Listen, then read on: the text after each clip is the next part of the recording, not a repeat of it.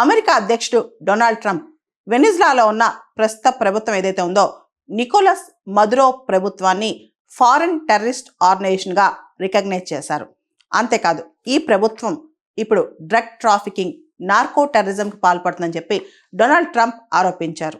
ఏదైతే American sanctioned oil tankers వెనిజులాకి వెళ్ళేవి, వెనిజులా నుంచి వచ్చేవి, వీటన్నిటిని బ్లాకేడ్ విధించేస్తున్నాం, కంప్లీట్గా నేవల్ బ్లాకేడ్ విధిస్తున్నామని చెప్పి డొనాల్డ్ ట్రంప్ ప్రభుత్వం ప్రకటించింది.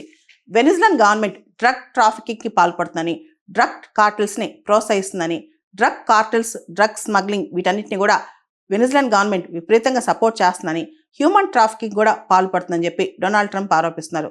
దీంతో వెనిజులాకి వచ్చే ఆయిల్ ట్యాంకర్స్ని, అమెరికన్ శాంక్షన్ ఆయిల్ ట్యాంకర్స్ ఏదైతే ఉన్నాయో అవన్నీ బ్లాకేడ్ విధిస్తున్నారనమాట. ఆల్రెడీ వెనిజులా అధ్యక్షుడు నికోలస్ మదురో పైన ఆయన ఎవరైనా పట్టించితే $50 మిలియన్ బౌంటీ కూడా ప్రకటించింది అమెరికా అనమాట. నికోలస్ మదురో ఎవరైతే వెనిజులా అధ్యక్షుడున్నారో ఆయన ప్రపంచంలో కల అతిపెద్ద నార్కో ట్రాఫికర్ అని కూడా అమెరికా ఆరోపించిందనమాట.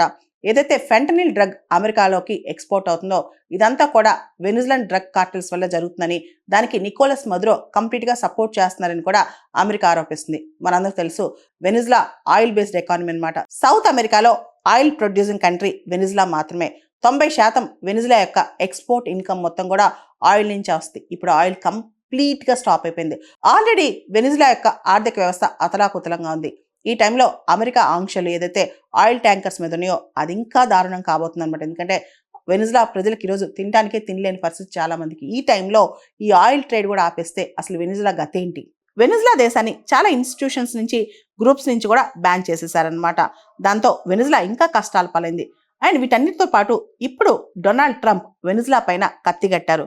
వెనిజులా నుంచి చాలా డ్రగ్ ట్రాఫికింగ్ జరుగుతుందని చెప్పి, వెనిజులా నుంచి కొకైన్ కావచ్చు, ఫెంటనిల్ కావచ్చు, ఇవన్నీ కూడా అమెరికాకి ఎక్స్పోర్ట్ అవుతున్నాయని చెప్పి డొనాల్డ్ ట్రంప్ ఆరోపణ అనమాట.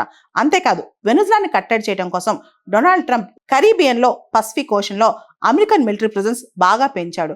ఓన్లీ డ్రగ్స్ని అరికట్టడానికి, డ్రగ్ బోర్డ్స్ రాకుండా చూడటానికి ఎంత మిలిటరీ ప్రెజెన్స్ డొనాల్డ్ ట్రంప్ తీసుకొచ్చాడా అని అందరూ ఆశ్చర్యపోతున్నారు. దీని వెనకాల కేవలం డ్రగ్ బోర్డ్స్ని అరికట్టమే కాదు, డొనాల్డ్ ట్రంప్ పెద్ద పెద్ద ఆలోచనలు చేస్తున్నారు, వెనిజులాని కంప్లీట్గా కంట్రోల్లో తీసుకోవడానికి ట్రై చేస్తున్నారని చెప్పి కూడా చాలా మంది ఆరోపిస్తున్నారు అనమాట. మనం చూస్తే ఈ సెప్టెంబర్, అక్టోబర్లోనే దాదాపు 83 మంది చనిపోయారు కరీబియన్ ప్రాంతంలో.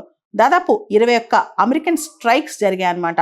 ఏదైతే డొనాల్డ్ ట్రంప్ ప్రభుత్వం ఆరోపిస్తుందో డ్రగ్ బోర్డ్స్ అని చెప్పి, అదేవిధంగా వెనిజులా దేశం నార్కో టెర్రరిజం ప్రమోట్ చేస్తుందని చెప్పి డొనాల్డ్ ట్రంప్ ఆరోపణ అనమాట. దాంతో అమెరికన్ మిలిటరీ కరీబియన్ ప్రాంతంలో చాలా పెద్ద ప్రెజెన్స్ ఏర్పాటు చేసుకుంది, చాలా పెద్ద డిప్లాయ్మెంట్ చేసిందనమాట.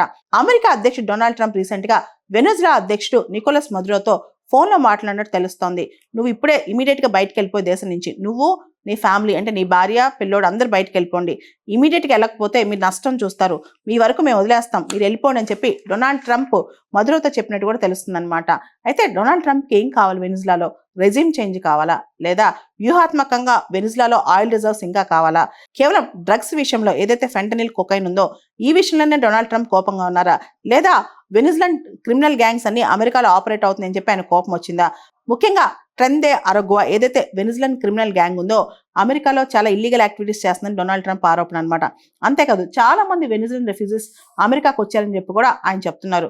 దాంతోపాటు వెనిజులా యొక్క ఎయిర్ స్పేస్ ని ఇప్పుడు ఏ కంట్రీ యూజ్ చేసుకోవట్లేదు సెక్యూరిటీ కారణాల దృష్ట్యా. దీనివల్ల ఆల్రెడీ ఆర్థికంగా చితికిపోయిన వెనిజులా ఇప్పుడు ఇంకా కష్టాలు పాలవుతుంది. అయితే వెనిజులన్ ప్రెసిడెంట్ నికోలస్ మదురో మాత్రం తాను దేశాన్ని వదిలి వెళ్ళని చెప్పి గట్టిగానే కూర్చున్నారు. అంతేకాదు ఒకవేళ వదిలి వెళ్లాల్సి వస్తే గ్లోబల్ యామ్నెస్టీ, వరల్డ్ వైడ్ గా తను ఎక్కడికి వెళ్ళినా తనకి ఎటువంటి ప్రాసిక్యూషన్ జరగకూడదని ఆయన కోరుకుంటున్నారు. అంతేకాదు ఒకవేళ కనుక ట్రాన్సిషనల్ గవర్నమెంట్, కొత్త గవర్నమెంట్ ఏర్పడితే వాళ్ళు తన వ్యక్తులు, తన అనుచరులే ఉండాలని కూడా అంటున్నారు అనమాట. వీటన్నిటితో పాటు వెనిజులా అధ్యక్షుడు నికోలస్ మదురో మరో కోరిక కూడా కోరారనమాట. తనపైన, తన అనుచరుల పైన వేసిన శాంక్షన్స్ అన్ని కూడా అమెరికా, ఇతర దేశాలు వేసిన శాంక్షన్స్ ఎత్తేయాలని కూడా కోరారనమాట. అండ్ పొలిటికల్ కంట్రోల్, రాజకీయపరమైన కంట్రోల్ కావాలంటే వెనిజులా పైన వదులుకుంటాను కానీ వెనిజులా ఆర్మ్డ్ ఫోర్సెస్ పైన తాను కంట్రోల్ వదులుకోనని చెప్పి కూడా నికోలస్ మదురో స్పష్టం చేశారనమాట. అయితే నికోలస్ మదురో మరియు డొనాల్డ్ ట్రంప్ మధ్య, అంటే అమెరికా అధ్యక్షుడు, వెనిజులా అధ్యక్షుడి మధ్య ఒక డీల్ కుదుర్చాలని చెప్పి బ్రెజిల్, ఖతార్, టర్కీ ఈ దేశాలన్నీ కూడా ట్రై చేశాయి. అయితే ఈ డీల్ ఫెయిల్ అయిపోవడంతో ఇప్పుడు డొనాల్డ్ ట్రంప్ మరింత ఆగ్రహంతో ఉన్నారనమాట. వెనిజులా పైన అమెరికా మిలిటరీ అటాక్ చేయొచ్చు అన్న డౌట్స్ కూడా వెలువడుతున్నాయి.